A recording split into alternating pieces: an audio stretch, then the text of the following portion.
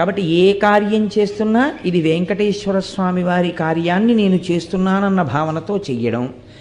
4, వెంకటేశ్వర స్వామి వారి యందు నిరతిశయ ప్రీతి కలిగినటువంటి పరమభక్తులైన వారితో కూడి ఉండడం, అటువంటి వారి పట్ల ప్రేమ కలిగి వారితో ప్రవర్తించడం.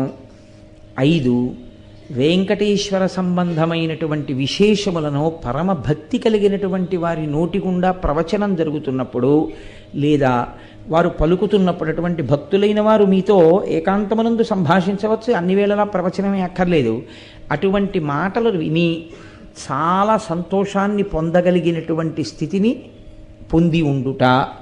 కాబట్టి అక్కడికి 5.